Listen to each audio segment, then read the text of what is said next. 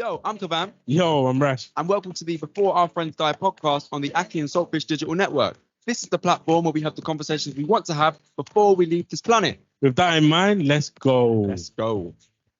Rachel, What are you telling me, man? listen, I'm good. I'm really, really excited, because this is a episode that has been in the works for a couple months now. I saw an Instagram post shared by a friend of mine, and the account was Mindful Black Dad. Instantly, now we have no children, yeah? Yeah. We have no children. But instantly I thought that's a really interesting topic, because the default in society that we live in is dad is whiteness, right? And I think even within You being see a it black everywhere, dad, don't you? there's stereotypes attached, isn't there? So to be a mindful black dad was like, okay, that's new to me. That's new on my field. Let me explore a little bit more. And thankfully, so I DM'd Eli, the guy who created Mindful Black Dad, and he agreed to come and join us today and talk about his journey. So welcome, Eli. Is it Eli or Ellie? Bro, I'm sorry. No, I'm terrible. I'm terrible. I thought it was me. Then I was Sure. bugging out. Then Listen, I was like, wait, hold on. And I That's did how you what say I his normally name. do, which is, it's fine, I'll just carry on. Yeah, Ellie. do you know what just happened? What? Because I heard Eli 3 times earlier. Yeah. Ellie, You just kept that in your head. Ellie, I'm so sorry. I'm so sorry. No worries, no problem. There's a lesson for you. If you get someone's name wrong, just say sorry and Yeah, all I is was well. just sitting there like, wait, hold on a minute. Are you sure? Nah. Come on. How embarrassing. But nevertheless, I'll be more mindful moving on. Hey. Ellie, thanks so much for joining us. I really, really appreciate it. And thanks for being so humble there as I got your name wrong. So I apologize there. Of course. You're It's lucky a he's on pleasure. Zoom. Yeah. Honour and pleasure. So let's get to it. So Rachel, like I say, when I say mindful black dad, what comes to your mind? What comes to my mind? I would say, well, it's a weird one, I guess. But I mean, someone who's there for the kids. I've seen some of the posts that you put up as well. Because a lot of, like, everyone has a relationship with their dad. But I feel like after seeing your post, it seems like you're very close, proper role model to your kids from the posts I've seen and all the stuff you wrote up and your videos. Like, I want to get onto a topic later on about the book, that the color book. Yeah. I want to really get into that one after. But yeah, how about yourself? So for me, when I hear mindful black dad, I think there's a reason for this. There's a problem you're solving here. I don't know what that problem is. I'm going to ask you what that is. But I feel like you noticed the gap in the market of, like, I wouldn't know, aside from my own dad, and I wouldn't know who to ask about being a dad to a black child. Like, for me, that's a really huge gap in the market. So to you, Ellie, what is mindful black dad? Do you know, no one's asked me that question before, and I'm glad you've asked that. Kind of like what Rash said there. Mindful black dad is, I think, what I had in mind when I came up with the title was, and echoing what you said there as well, Kavan, about parenting being not even just fatherhood. I'd say just parenting, full stop, being generally. Well, it's certainly not generally seen as a black thing, an African Caribbean thing, or whatever you want to call it. Certainly something that me growing up, I don't really recall having many conversations with anyone about parenting until I'm well over probably 30 years old.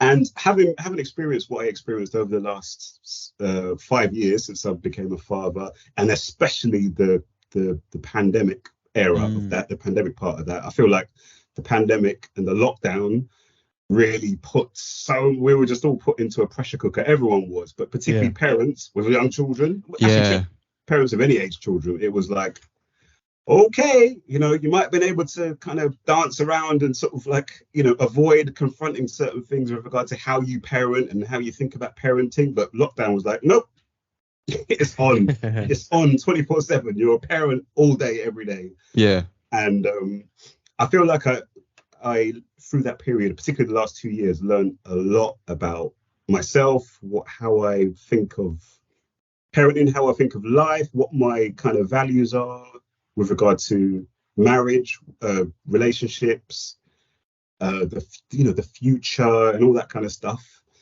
And I got to a point where I was like, yeah, do you know what? I'm a content creator anyway. I've got form in that regards, going back a long time with regard to YouTube in particular. But I just felt like, actually, do you know what? Now I think my life is going to be all about parenting for the next 10 years is going to be predominantly about being a dad.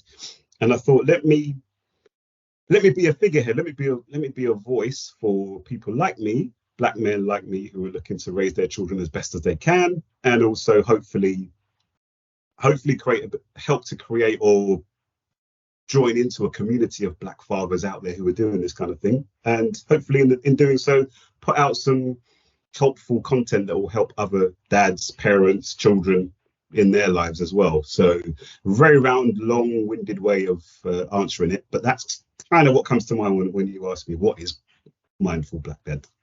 So when you talk about you're trying to help other black male parents raise black children, is that something that you noticed you couldn't see? You couldn't see those. You can. What are the questions what I'm getting at, I suppose, is what are the questions you had when you had your first child? What are the questions you had that you just couldn't find the answers to? You had to figure them out yourself. Yeah. Every single thing. And it's not even from the birth, it's from even pregnancy. You get sort of thrown into this world where everything is new. It's brand new. Every single thing is a brand new thing. You're having all these interactions with the hospital, with nurses, with consultants and this, that, and the other. So for example, with my firstborn, the hospital we went to, good hospital, great. I have no, beef with them at all, but we very much felt like we were kind of pressured into having a C-section, a cesarean section.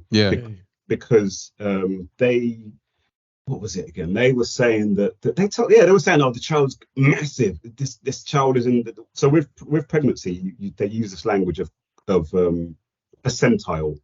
They use that percentile language. Oh yeah, they're in the 90th percentile or whatever like that. And they were saying, they were telling us like, after in the scans, they were saying this child is going to be enormous. So we're thinking, Lord, this is going to be some huge giant of a baby.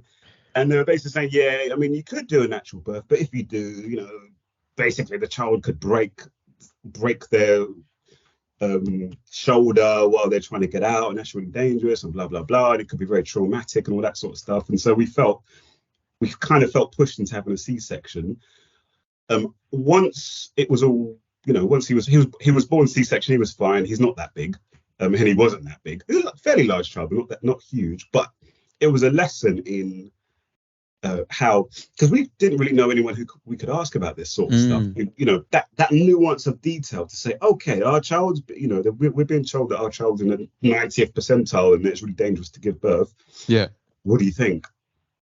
There's a lot of like niche information that while you're also going through all the emotion and the experience of pregnancy, it has an impact obviously on the mother in particular, the hormones, but it certainly has an impact on the father as well. And that's one of the things I kind of realized, was that the information that is out there is geared towards mothers, which is great and fine. They're the ones who have this child in their bellies, but there's very little out there with regard to fathers. Another thing as well, just quickly, is that after the child was born, my first child was born, and mum's on maternity leave. She's meeting all these friends through antenatal classes and so true.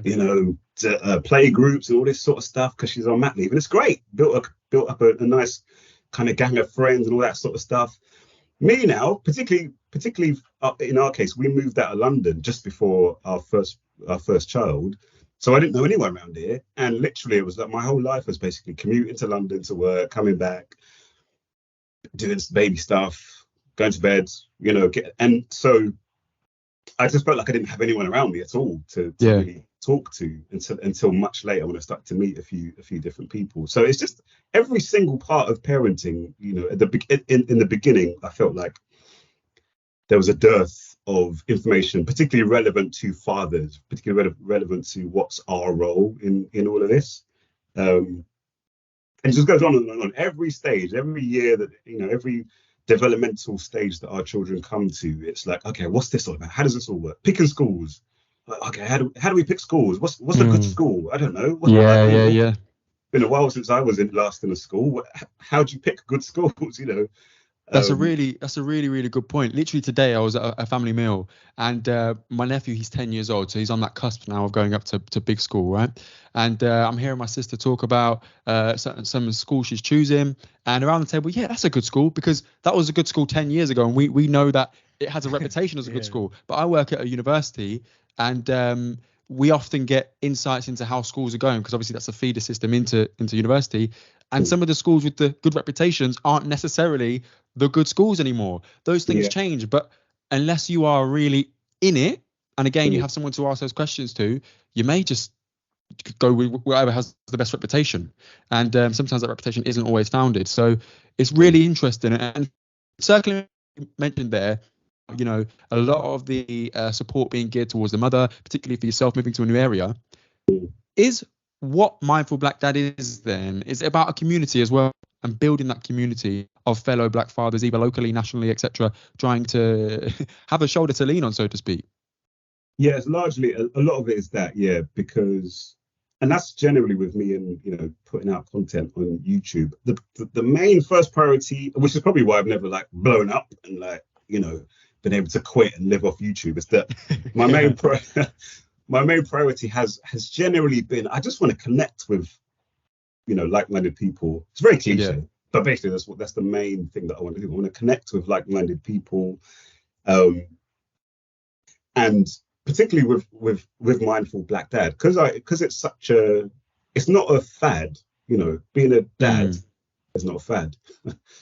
Yeah. Listen, you got a little career as a rapper there. If we can pivot a little bit, you know what I mean? It's not something that, it's not like I don't know, I've done certain things, political kind of stuff, or, you know, certain cultural things, focused on maybe some religious topics before.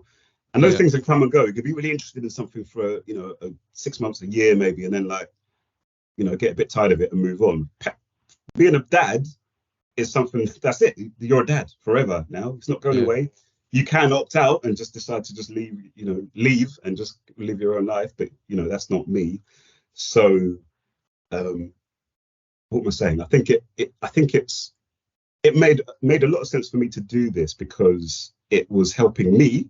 It helps me as much as it's going to help anybody else, because I can express, get off my chest what's on my mind.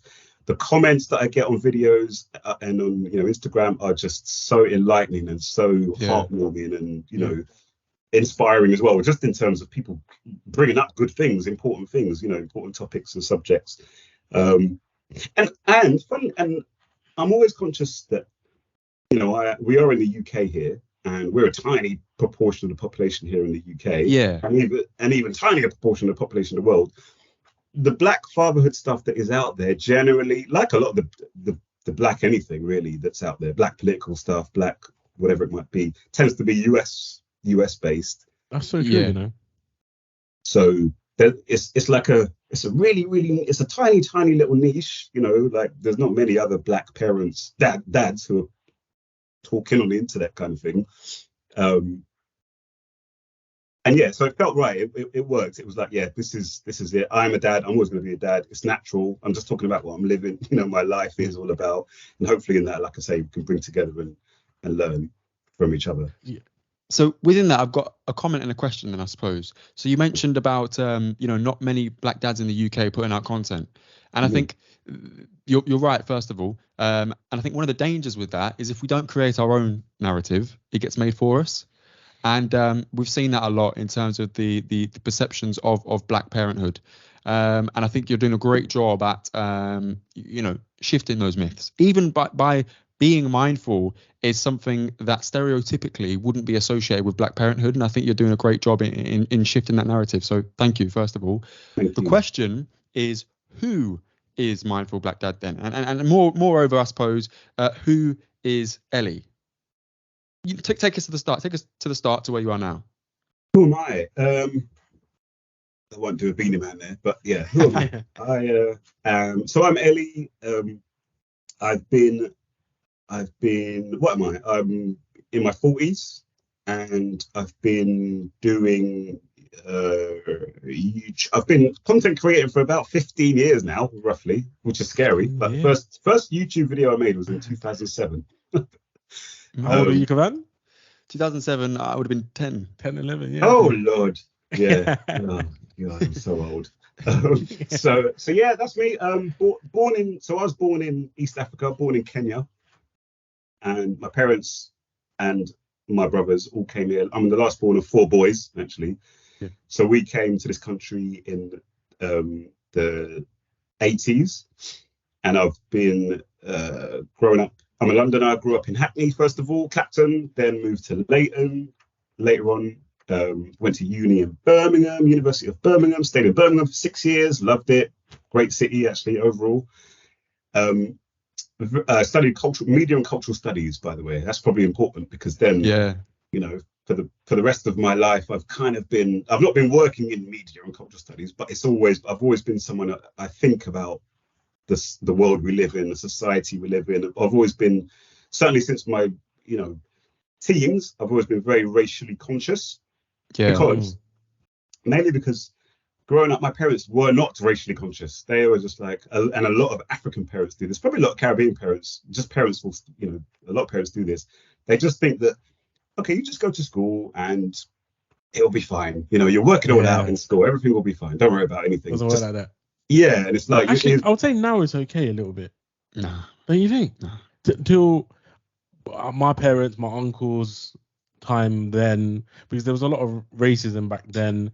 They didn't like colour. It was all white. England was white at the time, wasn't it? And I think now it's okay. It's okay. Well, it's not okay, but I mean, it's not like that. That's what I'm It's not like that. So to answer your question, yeah, it's not like that, but it's slowly still there. It's still there. Yeah. It's still there.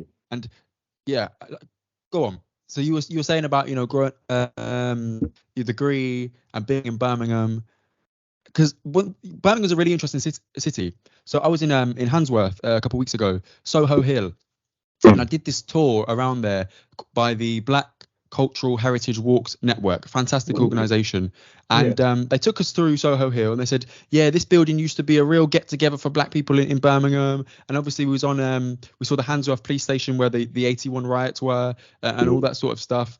But what's really interesting is all the buildings that used to be a Black nursery or a Black gathering centre or even the Muhammad Ali Centre, all those sorts of places, those iconic places, no longer owned by Black people in the community. They've been taken over. They were underfunded. They're either dilapidated buildings. So the history is there if you know it. But if you don't know it, you just look at these buildings like they're broken down, or they are what they are now, as opposed to what they used to be and the cultural hubs they used to be.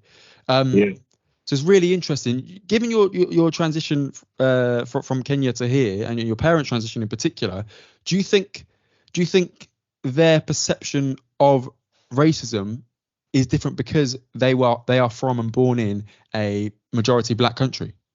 Yeah, 100%. I think that.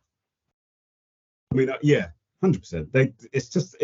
It's alien to them when you're not, because a lot of this stuff it is when you're in school. When you go to school, that's where a lot of this sort of stuff happens. Racism or whatever it might be, any kind of social issue. Nowadays, even like gangs and all that sort of stuff. Street crime and all that sort of stuff. The school is the crucible, sadly, are the crucibles for all of this sort of stuff.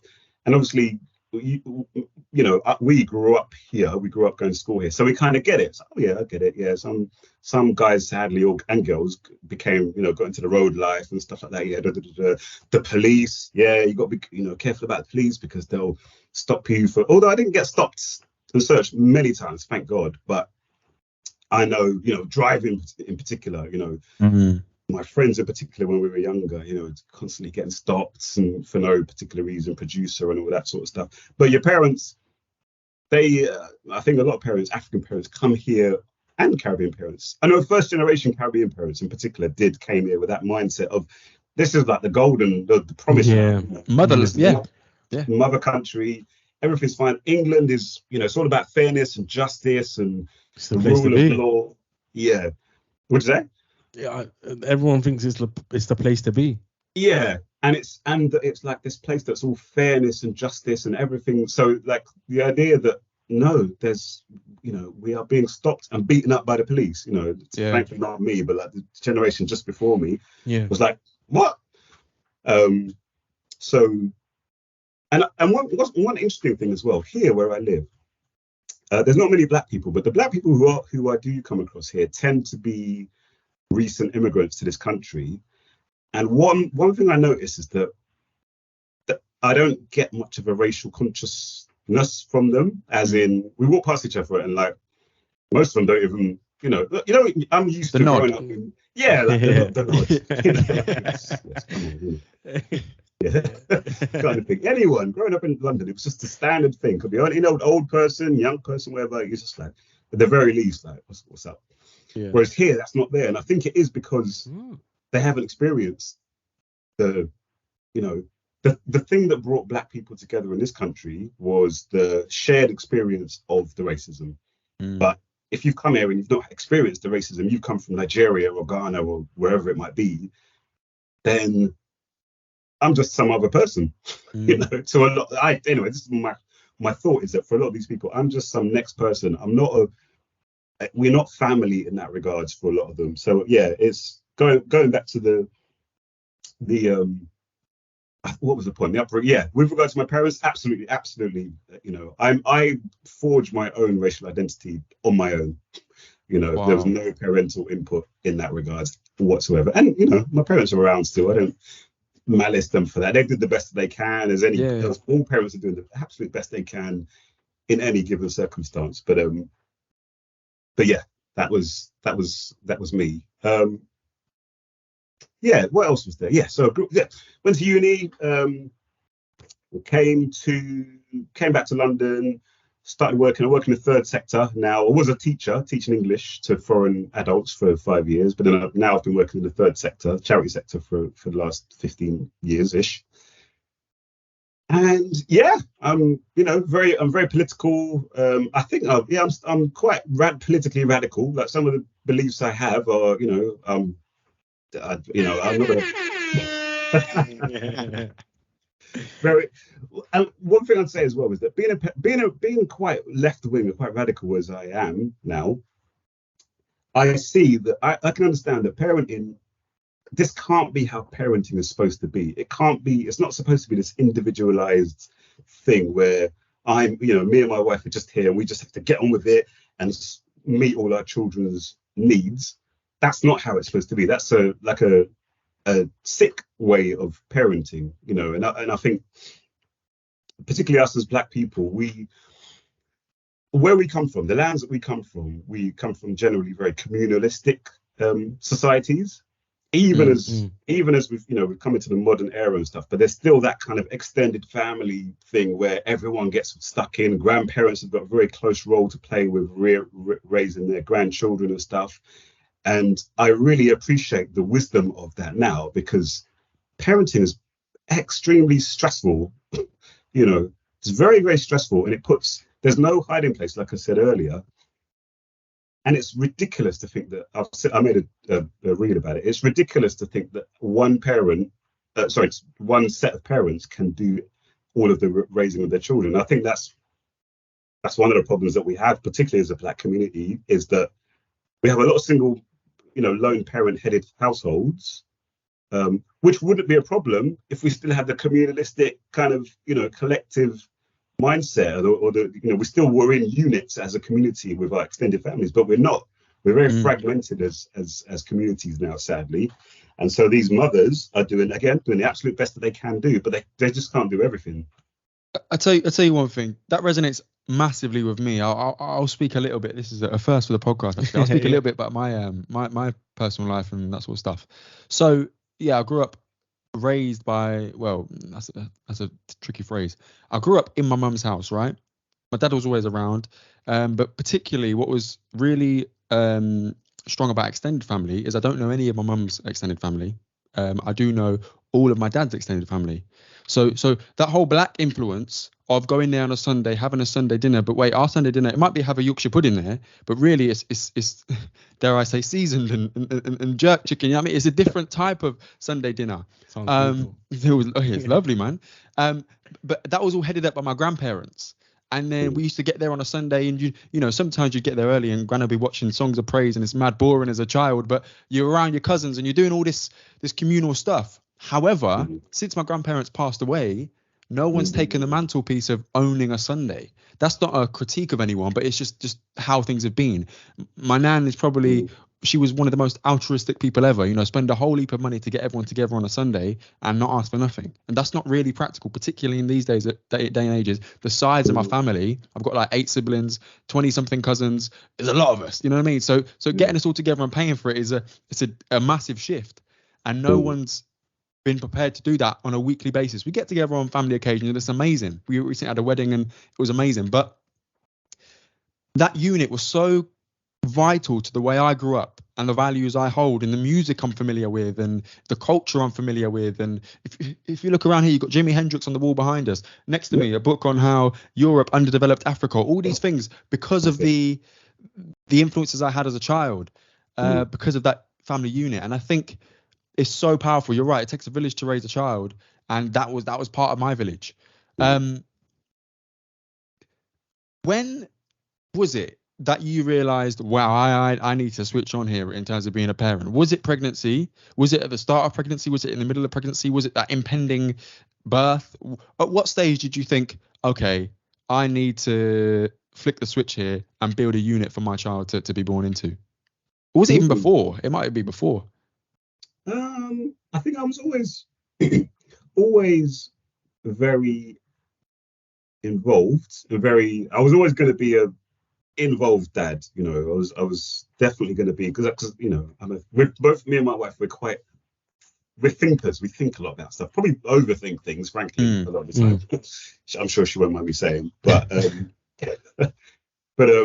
was always going to be involved. I was always going to be, you know, there and kind of they were going, you know, the children were always going to be the center of even as far as like job choices and stuff. You know, I was always going to be thinking, okay, what's going to work best for our routine as parents.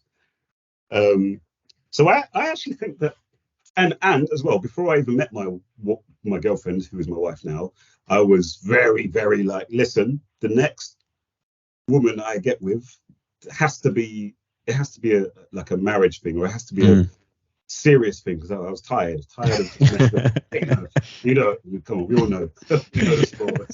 It's tough out there, man. I don't miss the dating scene whatsoever. But so yeah, I was always going to be quite involved. I think lockdown and last year probably, yeah, lockdown was had a real big impact as far as being mindful. It's a cliche, but I realized, like I said, with lockdown, because it sort of put us, it was like staring in a mirror just 24/7 kind of, like it was a bit like that. And I realized just for little things like getting frustrated with the children, getting, you know, lashing out at them, shouting at them, and I got to a point probably about maybe about the time I started this channel, earlier this year probably, or maybe last year. I got to a point where I realized that there were a lot of uninvestigated, I suppose, I don't know, beliefs that I had with regard to children that I needed to deal with. So something simple as am I going to hit my children? You know, what's the deal here? Where do I stand? You know, I've never really thought about that before, because I just thought, of course I wouldn't. Why would I do that? It's fine. They're just going to be these wonderful little children who are going to just do everything they're told and go to bed early and wake up not too early. And then there was some occasions where, like, I did slap my oldest son. You know, not hard or anything, but just and also shouting, probably much more common. You know, really shouting. And there's nothing like shouting loudly, because how often do adults shout? We very rarely shout. Yeah. You know, apart from on a football pitch or something. Like outside of sport, you're not going to be shouting, like, literally. And there's something kind of like quite guttural and, no, is that right? Guttural, visceral about turning around and shouting at the top of your voice at a 3-year-old or It's crazy, 4-year-old if you think about Who it. can't Yeah. communicate. yeah, Yeah. who is now, I mean, now, you know, a We're just child who- learning, I guess. Yeah. yeah, they're like, I mean, God, like so in my there was a lot of like in my head, like I had to like really start to really confront some of these things of, listen, this is just a child. He's not trying to, you know, wind you up. He's not thinking, I'm going to wind up my dad. He's just developing. He's growing. Do you know what I mean? He doesn't know how to say. We were talking the other day about how, you know, children that age don't know how to say, do you know what? I think I'm tired. Yeah, that's what it is. They're just going to go crazy, you know, instead of just express, I'm kind of tired, Daddy. Can we have a shower and go to bed? You know? Yeah. If I can ask you then, Yeah. how much of that experience of shouting and etc., how much of that is your experience as you were growing up, that you learned?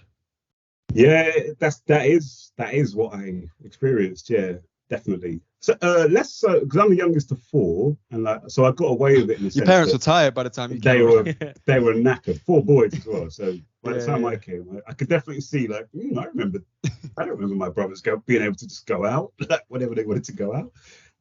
But yeah, that was generally when it came to anything, any problems, issues.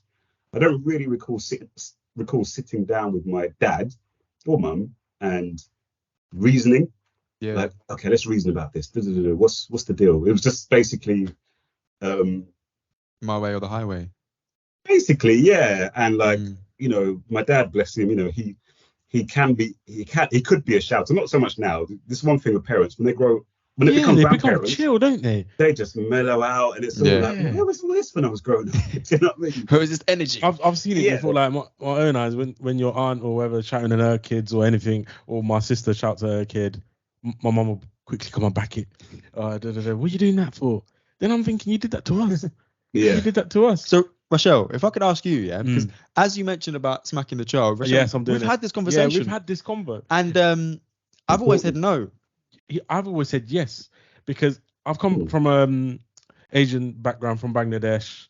We go way back. It's just a cultural thing. Like, if you mess up, you get hit. It's just standard. Like, you get hit, you're not going to do it again. You might. I was a bit of a naughty kid, but obviously we had like 2 other brothers, similar age. We were just messing around, but it's just a thing.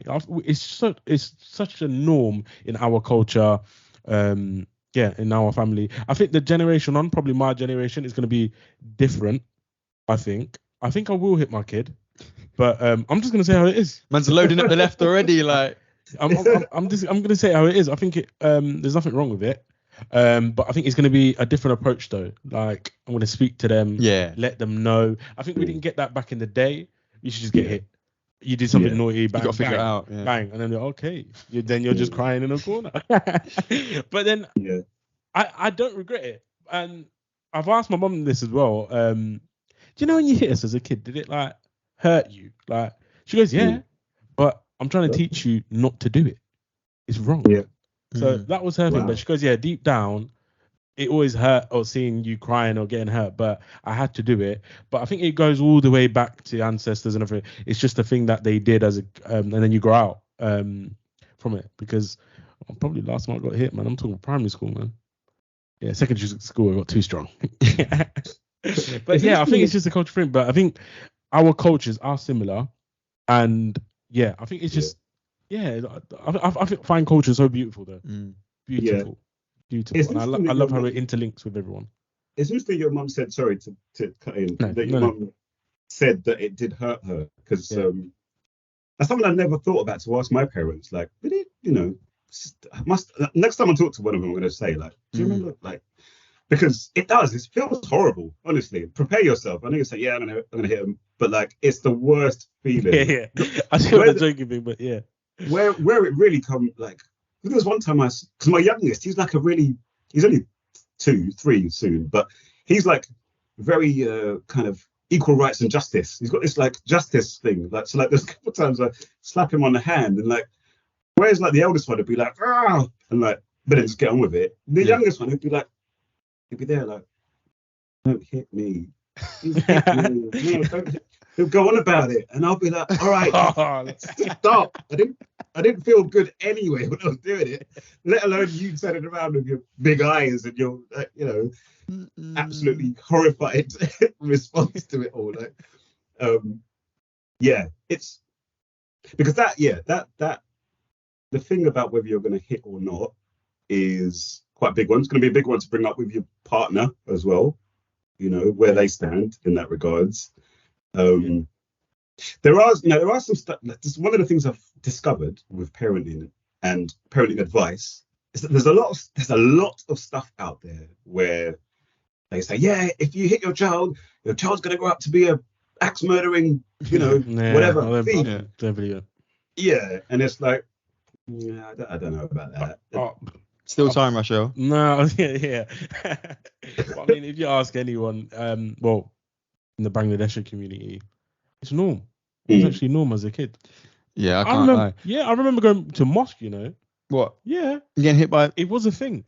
It was getting hit at the mosque. Yeah, Makes it was sense, a thing. Yeah, it was Churches a thing. would have been the same. Because you think about it, these guys, whether they come to England, but they've still got the back Bangladesh old mindset from their country, and they're just bringing it over. They think it's the norm. But then after a while, it did get changed.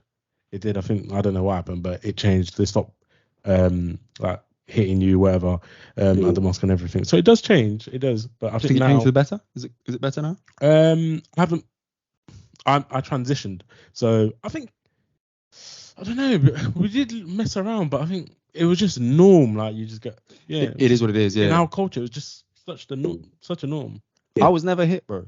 Never. Yeah. I mean, look, my mum never hit me, but also, if we're going to address the elephant in the room, Yeah. what do you think the elephant in the room was, Sasha? Your mum's white. Yeah. So there is that. I never got hit. Had your dad? Nah. Never. Like, but you know what? There was a line though. My dad never. If my mum said, "I'm gonna call you dad," boom. That was always all right. That was it. Listen, let's not be hasty here. Let's just stop. Also, I'm the youngest of my mum's children, so she was probably tired by the time I came around and all of that. Do you know what I mean? So there's a lot of caveats. I'm sure my older siblings maybe got a little spank here and there, but maybe I was just too quick. Nah. Did your older brothers like punish you or anything? We fought, yeah, but I don't know if they punished me on behalf of my mum. Oh, okay. Do you know what I mean? Yeah, I guess. But gap is not too much. That's something I have to discuss with them because I don't feel like I missed out as a result of not being here. To this day, obviously my Bengali mates, we laugh about it because we've all experienced the same thing. It's so funny. Yeah. Obviously back then it wasn't, but I mean now you just laugh about it. It's funny that we did the naughty things. Mom here, so it's something that you can relate to with someone. But I don't think anything wrong with it at all. But honestly, I said I'll beat my kid, but I don't know what will happen in it. It's a fascinating debate, though. Like, it's very interesting. I find it funny. I find it such a... Because he keeps smirking at me. Yeah. But I don't know. I might become like the dad that... No, I don't hear him. Rachel, let's have a phone call. When it happens, give me a call, innit? Yo, I just hear him. So you'll be in tears, like. So, back to you, Ellie. So, at what stage does this become like? Okay, you've got 3 older brothers, yeah. Yeah. Are you having these conversations with them? Where are they at in this mindful journey? Two of them are parents. I talked to one of them. I mean, their children are, probably almost your age. They're like, mid-20s kind of thing. Yeah. So he's quite a bit older. Actually, he's not that much older, but he started early, and I started very late. So with parenting, it's interesting because obviously they've got young-ish children still, as far they're in their 20s, but they've gone through all of this stuff that I've been going through many years ago, and they one thing I noticed with like older parents of older children is that they forget quite a lot of stuff.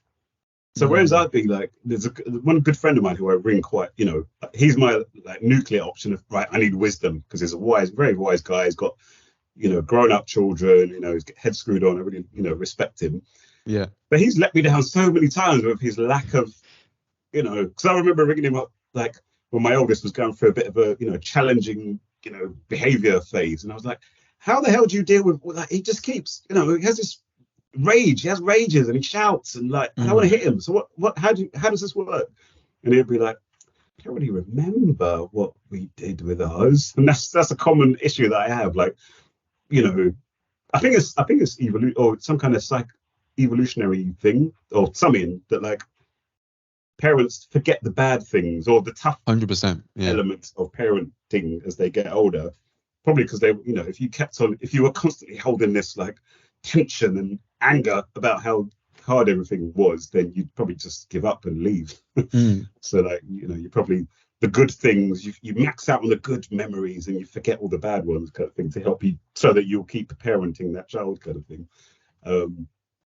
But yeah, no, I don't. I talked to one of my brothers a little bit about that, but it's generally speaking, I've got a lot of friends who are parents as well, and I find sadly that I don't know what it is, but a lot of parents that I know, friends of mine, don't talk about it. They don't. It's not like and sometimes I feel like, am I just really bad at this? And like, am I just do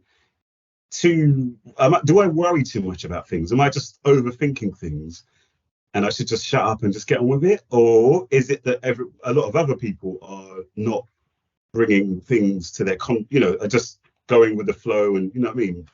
Not, what's the word? Not thinking things through carefully and just going on autopilot. I don't know what it is, but it's, The reason I ask is because our friend Ronald, he just had a baby. Shut up. And before that baby was born, I kept saying to him, let me give Ronald a little applause there. Shout out Zion, his baby. And before Zion was born, Ronald and I had plenty of conversations about, bro, this is a really weird moment. You're the first of us to have a child. And it's going to be a black child. And we are now 20 something and we are black men. How can we reverse engineer this scenario to teach your child as much as we would have liked to have been taught, and let him know the secrets that we learned late on in life earlier? How can we do that? And we had those conversations, and when I saw your post, I sent it to Ronald right away, and I was like to Ronald, the first post I saw of you was about the book, and I said to Ronald, I said, look, this is the sort of stuff like I'm on about. I'm trying to get across. This is just a more eloquent way of putting it. And he's got a bunch of content on this. And was that was it the color book? Yeah, it was, okay, cool. that book. So we'll come back to that. Yeah. And basically a lot of it was like, because again, Ronald, I hope he doesn't mind me mentioning this. I'm gonna say it anyway, and I'll say it as best I can. And then cut it. Basically, Ronald's wife is white and Ronald's a black man. So I basically broached him, because obviously my mum was white, my dad's black. I said to him, bro, within that there's going to be a lot of interesting dynamics. The way she's used to raising a child or used to being raised versus the way you're used to being raised. Yeah. That's going to be an interesting thing. And Zion, your child's going to be in the middle of that. So I just gave him a few bits of I suppose insight from my perspective, and how important it is for him to be a role model. Because ultimately Zion is a black man in society. Although his mum is white, he is a black man, and Ronald is a black man. So that role model of Ronald is going to be so strong. And it was fascinating to have that conversation, as I think, wow, like we're going to have to broach these conversations about how you navigate school and all that. Because I was taught racism is some people are good, some people are bad. The bad people do racism and the good people don't. I grew up and I realized, whoa, that is not true. That's not true. And I had to navigate all those sort of systems. So yeah, very, very interesting. And I say that to say this. Your children are below 5, is that right? Yeah. All below 5. At what stage? Two of them, and they're both below 5. Yeah. And at what stage do you talk about the elephant in the room and everything? And where? Yeah. It came early. I mean, my oldest, who's 4.5 now, he probably about a year ago, maybe within the possibly when he was 3, he has mentioned they start to notice, because it's like, it's bloody obvious, isn't it? That part of my French, but look around, particularly where we live. Like I say, not that many black people here, not that many non-white people at all here. So there's not even many Asians or Arabs or whatever. So I remember there was a time we was at swimming, and we were showering him after he went swimming, and he said to me, "Daddy, everyone's white here." I was like, yes, this is true. And like I try to stay calm, like don't freak out about it. You know what I mean? Like, he knows. yeah. I can grab him. Like, let's get out of here. We need to. But yeah, just he started to notice it probably from about 3-ish in his 3 year, when he was 3. And that's one of them things I'd probably say as parents, like, do prepare for how you will start to talk about these things. How did you with do them. I mean, in that particular situation, I think I said, yeah, and we're brown, aren't we? Try to kind of make it like, so it's not a big deal. Yeah. Even though in my head I'm like, this is massive. Race is huge. It shapes society, it shapes the world, it shapes our historical experience in this world. But for now, all you need to know is, yes, we're different. That's I think that's kind of what I tend to do, is like kind of like affirm that, yes, we are different. These people, they are different to us. We have different skin, and I've said we talk he knows what melanin is. He knows, melanin is a thing that gives pigmentation, and we have a lot of melanin, which is why we're darker. Some of people don't have quite so much melanin. And hair starts, your hair. Because I suppose my approach is, because I remember I grew up in Hackney. I was his age when I was in Hackney, when I was in his age. Very, very, very mixed society even back then. Very, very mixed. White people were probably in a minority then. Certainly in my school they were. But I still remember, I still remember feeling a bit of a way about being black, probably because when you watch TV and all that, back in them days, all you saw was white people. Yeah. And so the standard of beauty and just what it means to be the kind of people who get put on TV and know what I mean, be in positions of power and all that sort of stuff. I was like, right, okay, well that's that then. Subconsciously, it wasn't conscious, but I remember wrapping a towel around my head and like pretending that I had long hair. I did that. Yeah, I think my brothers ripped me about it. I think, to be fair, it's quite an innocent thing because it's quite funny to do that. But I definitely do remember having to grapple with this kind of okay. And I didn't talk to my parents about any of that. So my thought is, listen, elephant in the room. Let it draw attention to the elephant in the room. Don't make it like a weird thing that's going to be like this worry inside him for like years. Oh God, we're different, and I don't know how to deal with it. Just be upfront, be open about it, acknowledge it, recognize it, help, kind of encourage him to just be comfortable in his skin about how he is for now. My worry is I don't know what I'm going to do if, hopefully just if, but it might be when, he experiences a racial incident. Not sure how I will deal with that. I don't know what I'll say to him. Yeah. Do you know what I mean? I just don't know. Like, there'll be something on the lines of, some people, but I just, this probably it's a unfortunate byproduct of being a cultural studies student back in the day and like being into books like Eric Williams and Walter Rodney and all this sort of stuff. It's probably an unfortunate thing where like I've got a lot of thoughts in my head about race, and in any given situations, I can't communicate all of this stuff to you in this minute. So at uni, I'm just thought Stuart Hall, influenced by him at uni, of course, because Birmingham and the Birmingham Institute of Cultural Studies. So so this is massive then, because my degree's in sociology. I went to Leicester, but Stuart Hall obviously is still a central part of sociology, particularly racial studies and that sort of stuff. So I find it. I struggle with it as well, because I'll be having a normal conversation. I'm like, but it's not just that, is it? You got to look at the structure, look at the power dynamics, and like, for instance, when you were talking about your school being very ethnically and socially diverse, the first thing that comes to my mind, but who were the teachers? Who were the people in power? Or were they majority white, or was it a mixture there? No, it was a mixture. They were all white. I don't recall. There might be one Asian teacher, maybe in my primary school, maybe. so that still has a basis on where you see yourself going, because everyone that's on your level, your peers, that's one thing, but who's where you want to be? It's a lot of white faces. One thing I wanted to pick up as well is you mentioned being an English teacher to those English as a second language. I did a very similar experience in China for a year, teaching school age children.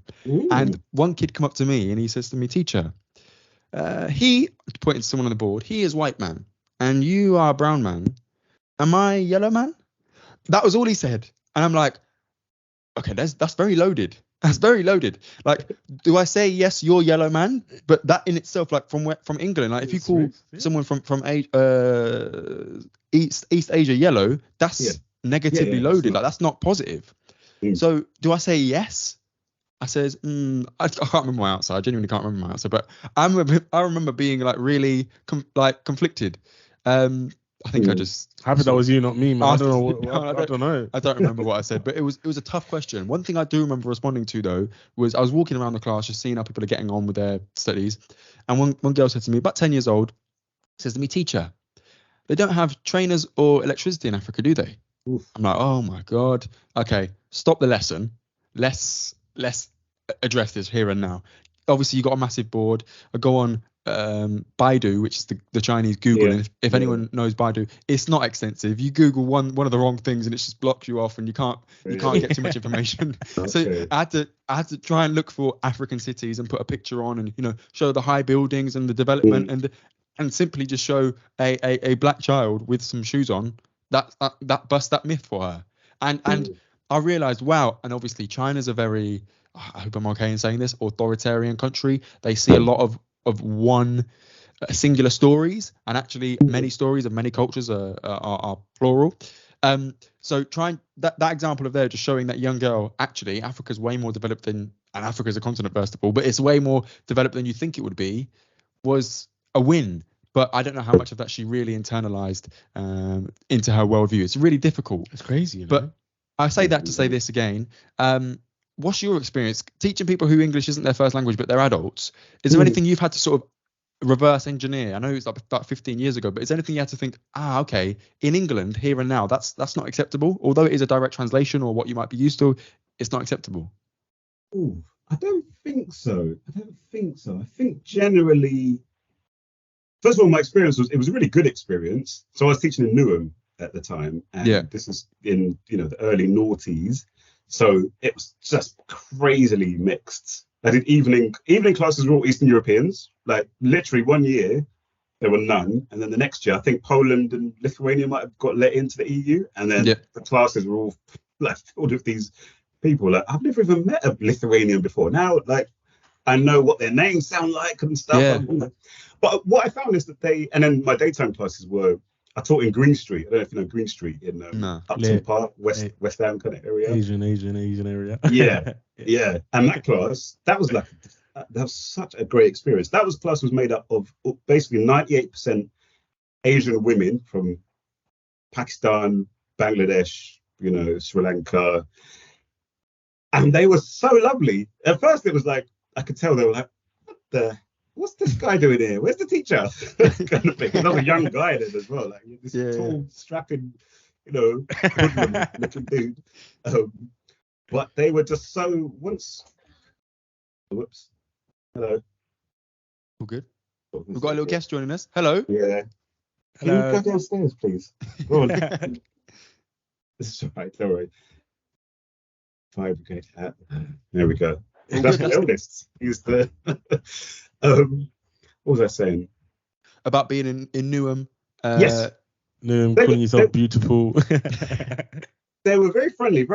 Very. I think the novelty of it. I was surprised because I thought, oh god, they're gonna, I'm gonna get some weird vibes from them because they're, what I mean. They're all, And actually, it taught me that actually, as much as racism and anti-blackness is very pervasive in a lot of countries around the world, push comes to shove, when you're together with people and like the ice is broken, I found that I just enjoyed myself. It was really good fun. I don't recall any dodgy racist, dodgy moments of, oh, you can't say that. Actually, that's racist. Sorry. I had a good experience in that regard. Yeah. one last thing, and then Rochelle, you're going to get into content, yeah? One last thing I wanted to talk about briefly is, okay, so we acknowledge your children are all below 5. And being a mindful black dad, you said it started for you within pregnancy and up to now, of course. I suppose the elephant in the room for me is, how is it going to change being a mindful black dad of a teenager, and then a young adolescent, and then an adult, and all those different scenarios that need to be navigated? Are you prepared? Have you got any questions? Have you got any questions you can raise now that we could inform or either ask the guests or ask the audience? I mean, to be honest, I anticipate that every year is just going to be, I'll probably feel about the same, because because for my youngest son, it'll be like, oh, cool, yeah, I've done, we've been here before. I know what's going on here. You're going to probably do this, that, and the other. So I need to do But with the eldest, it's going to be just a whole lot of, oh, this year he's now started to, I don't know, get into whatever. This, he started to swear. Oh, he started to use swear words. Okay, how do we deal with swear words? Oh, he started to drink or something. Oh, he wants to drink. How do I approach this drinking thing? Bear in mind, I sometimes may have a drink. So I think it's just I think it's going to be a whole lot of learning all the way through, to be honest. And the good thing is, and particularly Instagram, I did not expect I'd ever say this, but Instagram has been really useful for me as a parent, because there's so much, there's like a parent Instagram scene out there, and it's great. It's great because these people are getting into like the real nitty gritty of what to do when, here's some ideas on what to do when your child, kicks you or something, or here's what to do when your child doesn't want to use the potty. There's that niche and that like granular stress. And I'm like, yeah, man, we're not on that yet. Oh, it's coming. Keep me away. Yeah. Well, wow. Yeah. That's our next one. But it's going to be a beautiful journey, man. Yeah. It's going to be a very beautiful journey. Yeah. And one thing I say as well, the more it goes on, the more I'm enjoying it as well. It's not getting easier, but I think I'm growing and learning a lot more about me and myself. Yeah, I bet. Which is, I think that's the key thing. So the mindfulness thing, that's the key thing. It's just like a big part of that is being mindful about yourself, being self-aware, knowing what your things inside you that you might be struggling with, like I said, with the anger stuff, or patience and this sort of thing. And the more I feel like I'm getting more self-control in that regards, and so it means that parenting is becoming less of a kind of less red flags with parenting, and more enjoyable. So yeah, I think it will be a journey. How did you work on that anger and that patience and that? Because the older I get, the more I think my patience is actually getting thinner. I thought we'd be getting better as I got older. It's actually getting worse. You're gonna be the greatest dad. Mate, I'm trying. I want to be ready, but how do you build on that? Is it books you're reading? Is it navigating that parental Instagram space? Like, how are you building that resilience and that pool? I think it's just like I say with the hitting thing, for example. I don't think hitting is bad, but I'm trying not to hit. But I think in context, I think there's studies that show as well. Personally, I've seen studies that basically say that as long as you're not going crazy with it, and it's in the context of, you know what I mean? Like, yeah, proportionate.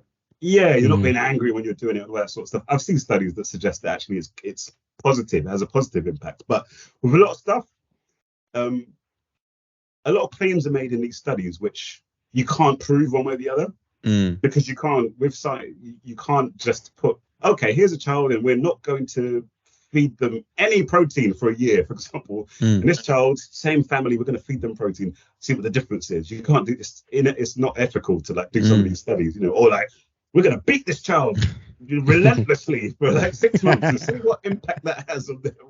Well, it's not going to happen. But yes, I think just the experience of I don't know if there's anything in particular that has. But like you say, is it then being mindful and just keeping it front of mind? So when you notice your patience running thin, you say to yourself, all right, Ellie, So you just what's the word I'm looking for? Regulating yourself a little bit more than perhaps usual.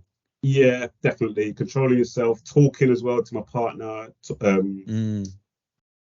being open, being honest. That's probably quite a big thing as well. Like being honest with your partner when you're struggling, and not being like. Because one of my things probably when I was younger. Well, I suppose I was younger, but like earlier on in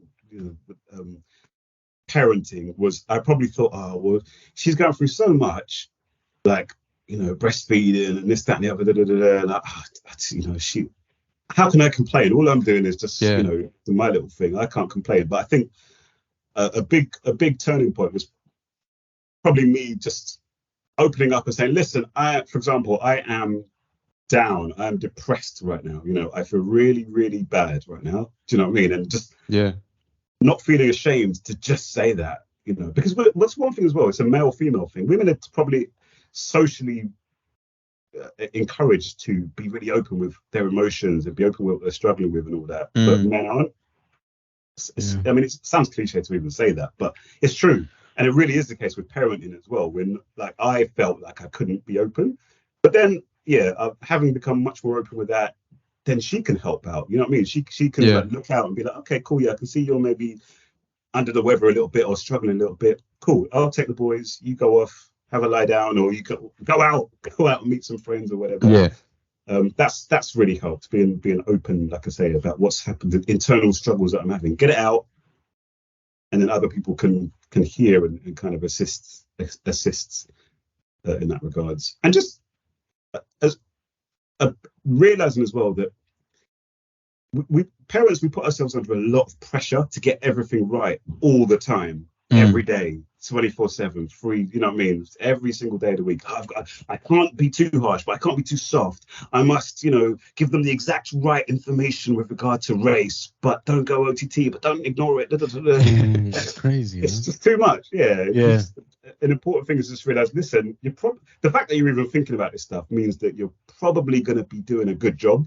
Yeah. You're going to muddle through. You're not going to get it right all the time, but you're going to gradually, find your groove, find your rhythm, and you're generally going to do the right thing. Don't worry too much about when you get it wrong, because one thing as well, children are very resilient.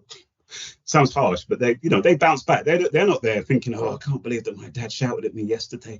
I'm just gonna have to really. They're not. They're just like, come on, let's go, let's play, let's run, come on, daddy. So there's a few things there, but probably that's been my experience so far. Anyway, it's. So one last question from me then, and then content for you, Rachel, is you got 3 boys? Two. You got 2 boys? 2 boys, yes. Have you got a girl or just 2 children? No girls. So I'm interested. Have you considered what differences, if any, there would be being a mindful black dad of a daughter versus being a mindful black dad of sons? Yeah, It's really hard for me to put myself in the head in to think, oh, what would this be like if this is a girl? Because for me, being a parent is being a parent of boys. And weirdly, a lot of people that I know who've got children, they've all got boys as well. 1 boy, 2 boys. Something in the water. Yeah, probably. There's gonna be a shortage of women maybe when they're coming into that season. But probably would I be? I can envisage me being less harsh with. That's interesting. Girls. Yeah. I think that's such a like that's like my dad as well. Is it? Yeah, it was chill with my sister. Yeah. No one can touch her. No one can hurt her, anything. She couldn't do wrong. Yeah. Even if she was naughty. Yeah, I think it's just, don't know, it's your little girl princess. Is that the patriarchy? Yeah, pretty much. Yeah. Because I can't imagine. Like, for example, I can't imagine gripsing up my daughter. Like, it's just be like, leave her. It's fine. Let her do it. Probably. So that was a whole thing. I was like, with the second one in particular. I was like, kind of would. I mean, if it's a boy or a girl, it's fine. But I really would like it to be a boy. You know what you're doing. You know where you stand. Yeah, and also as well, it's on a selfish thing. They've got this bond with me, which they don't have with their mum. They never will have the same bond. They're like, I do like that. I don't know how single parents do it, to be honest. Particularly single mothers of boys who have boys. That's tough. Well, To give you some insight, my mum, she had 3 boys and 1 girl. And she said she's so glad she had 3 boys and 1 girl and not 3 girls and 1 boy. She's so glad. Yeah. So I don't know what that says about my sister, but not good things. Yeah. I think girls, as they get older, might be more complicated. Yeah. Which is why I probably, another reason why I'm quite glad, because I think the one thing with boys, they're quite straightforward. They're fairly straightforward in their naughtiness and the way they kind of carry on. Like, it's like, yeah, you're just being rowdy. You're just going to shout now because you're tired, but you don't know how to just say I'm tired. So you're just going to shout and run around, and you want to physical play, a lot of that sort of stuff. And I think more in my head, I've got a stereotype of, yeah, when they get to their teens, they're not going to be all catty and, you know, having all cliques and all this sort of stuff with their friends. That's girls. Girls do that. They'll be having all their cliques and be, you know, oh, she said that she's now gone off with her friends. I don't like that. I'm probably that's probably like some patriarchal, misogynistic stereotyping on my part. So, you know, I apologize to the listeners in advance, and I look forward to being schooled in that regard. But that's my hunch. Well, listen, for us, it's always an opportunity to bring you back on in 10 years and let us know how your sons are doing in Absolutely, school. Have you got cliques? Have they? You know, how are you faring? Are you all right? Basho, over to you. Yeah, so one of the posts I've seen, and before we started recording, I mentioned it, is the book. I don't know if we call it the book, but it was the color book. I saw it and I was just, wow. It's crazy that someone actually wrote it. Obviously, I don't know if they made it with intent. I don't know. But now how this, personally, probably. Because this is how it's all shaped in movies, documentaries, anything. Connotation of black are scary, feared. Because in the book, what did it say? There was like different colors, and then did they have white in there? Any chance? I think they did. Yeah. What was the thing for that? What was the color for that? What was the angelic probably?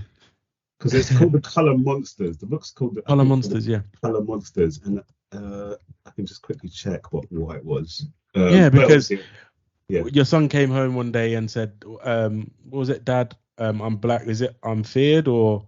He said, "Oh, I don't want to be black," and I said, "Well, this is one of those moments." Wow. Right. Yeah. What did the book say? What do I? Yeah. But, and he said, "I don't want to be black." I was like, "Why is that?" Because black is scared or black is scary. I find that so sad, you know. It's so scary. Yeah. At that point, I still didn't know. I was like, "What do you mean? That's so deep. That's like, you know." And then I learned it was from the Color Monsters book. And yeah, I was gobsmacked. I didn't know what did I say? I can't remember what to say. I can't remember what I said to him, to be honest. But it wouldn't have been anything very useful, probably. Again, I wouldn't have wanted to make too much of a big deal with it at the time. But yeah, it was black in this thing was scared and scary, and whichever way you cut it, that's a negative. It's quite a negative thing. Do you know what I mean? All the other stuff, you know, green happy, yellow happy, yellow calm. I think green was happy. Red might have been angry. You know, so makes sense. Yeah. Red. I really I want to know what white meant. I just really wanted to know who. Yeah, white would have been. It's probably going to be something like. Did you do anything about it? Did you let school know if I saw the? Yeah, so we went to speak to the school. It wasn't about that. It was about something else. We were going in because we wanted to talk to see how, you know, our son's doing and discuss some behavioural issues that had been taking place. Normal stuff, nothing crazy. But in that conversation, I brought up that you know what, I told him what had happened, and the teacher. And listen, I felt a bit bad when that reel went viral by my standards, you know, being shared left, right, and centre. I felt a bit guilty because I was like, oh God, if the nursery see this, like, I would want to sort of say, I just want to contextualize it by saying that I don't think that you're bad. I don't think you're necessarily racist, you know, in your practices or whatever. But when I did tell the teacher about it, one of them basically said, "Oh no, that's not what that means." You know, it's not, and it was kind of like, right, okay, I see where we are. You know what I mean? I see where we are here. You know, you probably hasn't even crossed your mind that black is something that is associated with negativity, or it hasn't been brought into your conscious mind, you know it deep. You know it because Black Day, Black. Deep down, they know it. Yeah, 100%. Yeah, Black Mark. They're just too scared to say it. Yeah, and it was. I kind of left it. I had a conversation with Pelego Powell. This guy, and he's a teacher in Birmingham, actually, funny enough. Okay. And he really encouraged me to go back to the nursery and like raise it and discuss it and all that sort of stuff. Because I probably left them off the hook a bit. I probably I think you did, you know, because I don't think I don't know how old was he, 3 or on nursery age? It's about 6 months ago. So 4, yeah. Yeah, so I can't imagine a 4-year-old just thinking, coming home like reading that, or I don't know if they read it themselves or the teacher read it to the class, but coming home I'm thinking, I don't want to be black anymore. I just found it sad. It's real foundational as well, isn't it? Scary, and such a young age thinking about that. Yeah, it's scary. Yeah, they should have just got rid of the book completely. Yeah, I mean, that teacher should have just ripped it apart and just threw it away. Yeah, 100%. Yeah, but it depends. Yeah, carry on. Sorry. The good thing there was another teacher there who she reacted very differently. She was like, you could see that sort of like empathy thing of like, oh gosh, yeah. She was like, I'd never thought of that. But not in a sense of, it doesn't mean that. It wasn't a rejection thing. It was more of like, oh gosh, wow, all right, yeah, fair enough. So it's interesting because so when I talk about race or our identity with our children, part of me is like wanting to maybe not be too focused on the black element and focus more on the culture element, the African element, the Caribbean element, as in identification, because I know that we have got our cultural identities, African, Yoruba, Fulani, whatever it might be. Do you know what I mean? We've got all these ethnic backgrounds, and then we've got our African diaspora kind of identity. Whereas the black thing, I don't think that we called ourselves black before we were blackened. Before the certainly the Arabs and the Europeans, marked us out as being black. You're black. These are black people. I don't think we called ourselves black. I don't think we identified ourselves primarily as black. So I'm split. Part of me is maybe thinking, listen, maybe it's best that you detach from the black association, and particularly knowing that black is associated with so many negative things in English and other European languages. Black is, very, very negative things. So why hitch ourselves to that label, knowing that?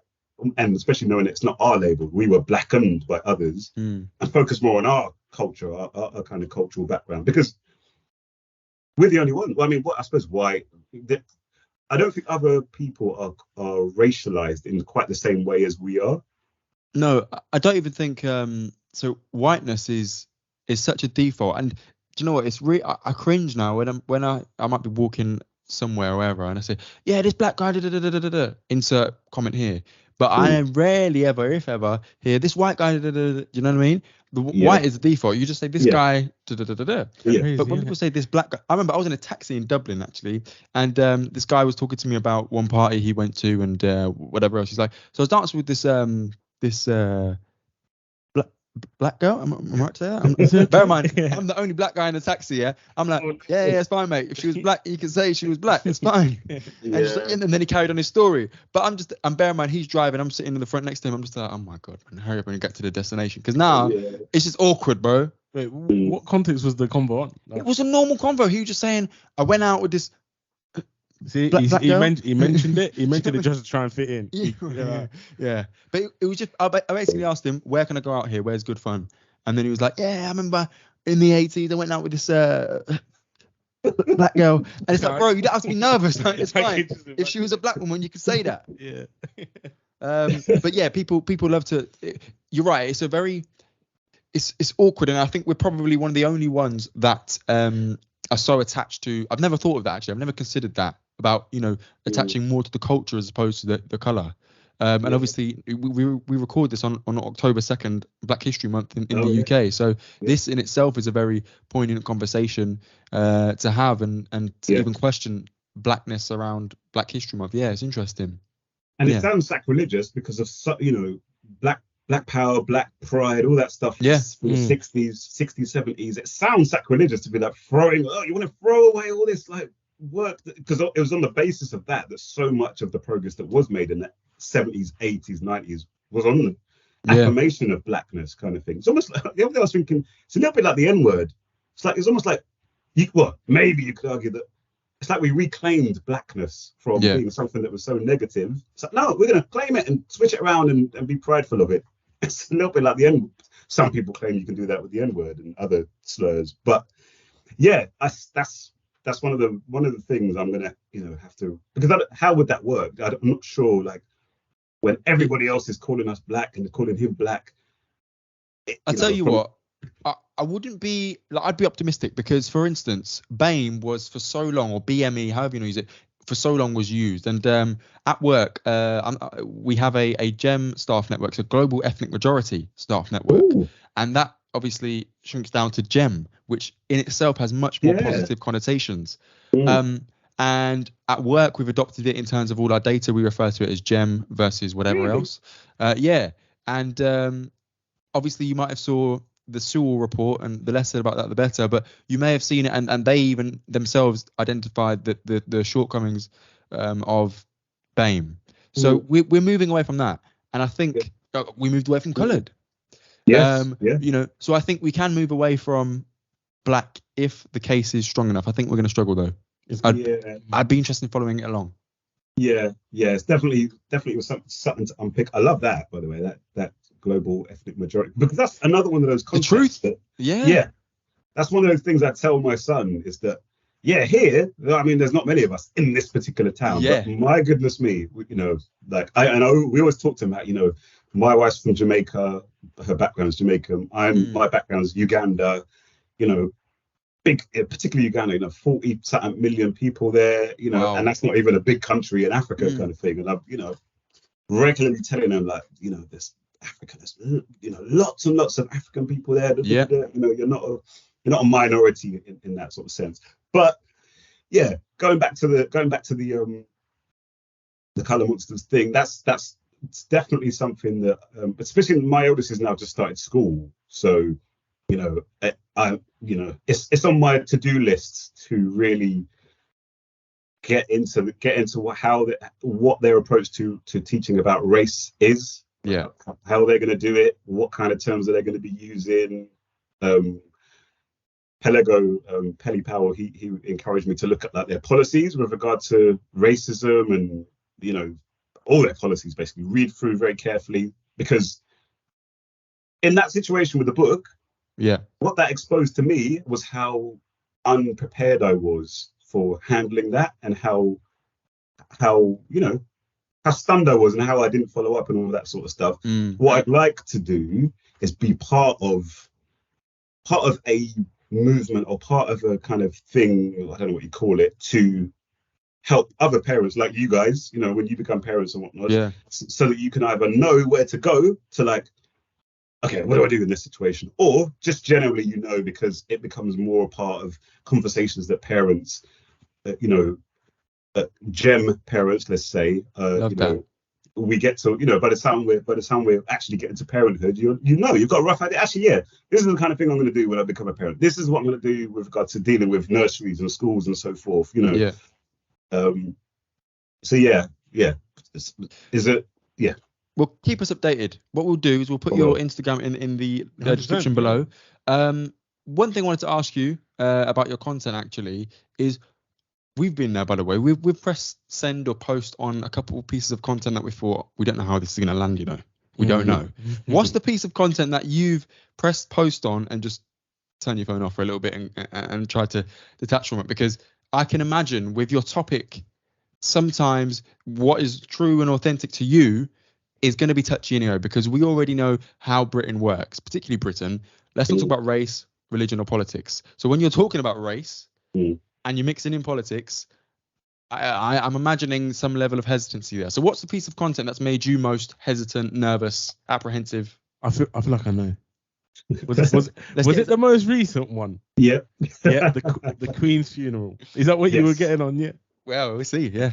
But I thought it was beautiful. Yeah. I thought it was Thank perfect you. because we can't just be forced because we're in this country to mourn. Yeah, it's sad when anyone dies. Yeah. But I know, cool. To be honest, I don't really look too deep into the royal family and anything like that. But I know everyone who I work with. Actually, you know what? It's 50-50 in my workplace. Really? Yeah, a lot of people. There was a few like, what do you call them, royalists? Yeah, royalists. Yeah. Royalists who loved them, who were sad and everything. Then the other ones, it's a day off. It's a day off, man. Yeah, it's a day off. Can't wait. But I mean, yeah, what you did there, and I think it takes a lot nowadays because that could have gone either left. Yeah. But I saw the comments. There were, I think there was one. I think I even commented on that. I think there was one guy probably a bit iffy, but I think all the comments were really good. And yeah, I have to really rate you for that because I don't think a lot of people have said it. Well, I haven't seen it on Twitter. I haven't seen it on anywhere, to be honest, or Instagram or anything. You're the only one I've seen that said it how it is. Wow. Which I really rated. Thank you. Yeah, I thought about that for a while because I was like, okay, it's a touchy subject, isn't it? I don't want to, I don't go to work and like my boss be like, Ellie, did you slag off the Queen? I don't think we can do that. Because I manage people as well, and I was just like, I'm always thinking that, listen, if this ends up in work, is it going to be all right? Roughly, not that you can't be critical of the society and so forth, because I do that all the time, but just people feel so strongly about that family that I did tread very carefully, and I could have said a lot more, I could have said a whole heap more, and I made a lot more videos with regard to what I think of regards to the royal family. Then you would have got shadow banned. Yeah. But with that video, there's a lot of positive comments. I was getting loads of positive comments, one or two. Really good. But then there was like after a couple of days, 3 or 4 days, that suddenly I started seeing, oh, here we go, the dudes with like one follower. The fake coming accounts. On, like, one guy was like, so what you're saying is that your people are losers. Your people. Oh my god. Yeah. And then another comment like on those lines, and I'm used to that from my YouTube channel. So I made it so that only people who follow me can comment, because I was like, I don't want to leave these comments here to like, stink out the place as for everyone else. Yeah. And also I've learned, because back in the day I used to like, oh, let me engage with you. Yeah, let me try and just, you're asking a question. I've learned that no, trolls, do not feed the trolls. Don't do it. Just block them, remove the comments and block, because I don't have time. Maybe before becoming a parent, I had time to grapple and back and forth with these idiots. I don't have time anymore. I tell you one thing, that really resonated with me, and you posted that at the perfect time for me, because at work I'm the co-chair of the Gem Staff Network. So you can imagine sometimes we put out content year round. I'm also the social media lead as well. So year round we're putting out stuff, and we're particularly around Black History Month, we've got events going on, all sorts of stuff. So the Queen passes away, and the university puts out a statement, and that statement is what it is. I'm not even going to comment on that. Obviously, I've got a job to keep. But I was asked, is Gem going to put anything out about the Queen's death? And I says, no, we're not. Okay. Because first of all, I think I was on a stag do that weekend, so I was busy. I was preoccupied. But second of all, yeah, exactly. I'm busy, madam. Yeah. Second of all, as well, I didn't personally. I wouldn't personally. I didn't have anything good to say. So it's a shame a 96-year-old lady passed away. It is a shame. But aside from that, I had nothing positive to say about this supposed Queen. So I'm not going to put anything negative out there on a platform when it's unnecessary. And no member reached out to me to say, I think we should say something. It was just, that sort of stuff.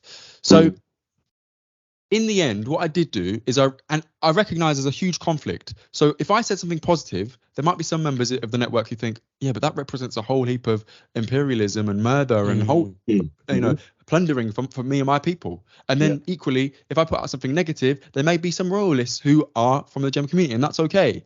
But they may have not resonated with that message. So I just thought it was I couldn't do it. I think that was the best thing. So I reached out to the network and I says, it's a weird week, guys. I'll put an hour in my diary. If you want to have a chat about all the conflicts and all those sorts of things that are associated with the Queen's death, let's have a chat. As it happens, no one did reach out. So I think it actually wasn't something that people were thinking about as much as I was. But it's really difficult to navigate this space as a black person in the UK when the Queen's dying and everyone's so upset. And I'm like, did you see that diamond, that the biggest diamond in the world that's on her cane? Do you know where that's from? Do you know where she stole that from? And I just can't. I had to sort of just shut up on a few occasions at work because it was like, well, I can either get into a debate or I can just finish my lunch and go. Because do you know what I mean? It was really tricky to navigate, and I think you did a great job, like Rachel said, of navigating that properly. So, Rachel, any other questions from us? Just on that, I think even when I ask anyone about royals or anything like that, they just said, "Oh yeah, but she's the queen. She's worked so hard. She's worked so hard. She's reigned for like what 70 years plus, or I don't know. To be honest, I don't know the figure, but what has she done? You can't give me answers. We're gonna get a whole heap of comments. She's the queen. She's the queen. But I think it's sort of forced upon you, I guess. But I try not to. Like, you can't pressure me to do anything. Like, your kids, one of your kids at school, right? Yeah. Did he come back after the Queen's passing with any new facts about the Queen? He didn't. But one thing that annoys me is that he knows her picture, because we had the whole what was it, Jubilee? Was that this? Jubilee. This year, a couple months ago. Because of all that, love extra day holiday. Yeah, so he knows all about it. And that like I was saying to my wife the other day, like that annoys me. It's like, why does he know the face of this woman? You know, but I'm probably sure he doesn't. Does he know the face of, I don't know, Nelson Mandela? Probably not. Not that he's like our king or something. Like, it just doesn't sit right with me. And like, when I was dropping him off and the nursery is all my youngest, like pictures of the Queen and all this sort of stuff. Are you ready? Okay. Sorry. All good. Yes, so no new facts, but he certainly is aware of the what the Queen looks like and stuff. So again, another one of my to-do lists, like must unpack the royal family and start getting him some familiarity with people in our history that for real. Well, so sorry about that. That was just my wife there, just alerting me that the boys are ready to go to sleep. This is my life. So there we have it. That is the Mindful Black Dad on the Aki and Saltfish Digital Network. Before our friends die, Rachel, what did you think? I think it's one of the best combos we've had since, Yeah, man. Just proper opening and all the stuff that we talked about. It's really good, because we're sort of on the weird same boat. Like, yeah, it's like same culture, similarities. We've all been through it, I guess.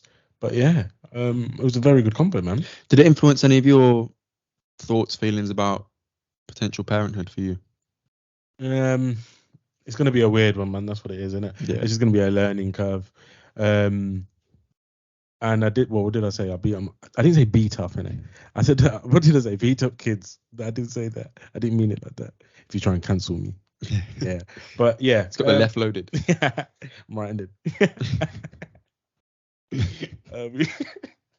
This is the joke part. But I mean, yeah, man. How about yourself? For me, yeah, it was a really interesting conversation. Like I've always been interested in, like I've always been, not always, but particularly recently, I've been aware of who and what I am in society.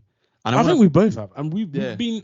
I think me and you, well, probably we met in year 9, didn't we? Yeah. I think we clicked and we knew about everything pretty much, didn't we? Yeah. Yeah, we had similar things that not a lot of people knew. Nah. True, isn't it? I think so. I deeped it just now, And it's one of them things where, like, I want to make sure my children are completely aware as well of who and what they are and where they are based in society. So with that in mind, hopefully you've learned a lot from this conversation. I've been Kavan. I've been Rash. This has been Before Our Friends Die on the akhi&saltfish Digital Network. If you want to get in touch with us and leave us any comments, please do visit at Before Our Friends Die pod on Instagram or at akhi&saltfish on Instagram and Twitter. akhi&saltfish@gmail.com. You can get in touch with us, leave us your comments, ask us a few questions, and we'd love to hear from you. Thanks so much to Ellie for joining us. Look out for the Get to Know Ellie episode next week. And follow Ellie on Instagram as well. Yeah, of course. Mindful Black Dad. At Mindful Black Dad. Make sure you follow him and get in touch with his content. It's really amazing. Beautiful. And thank you for your time, Ellie, man. Appreciate it. Take care. Bye-bye. Bye-bye.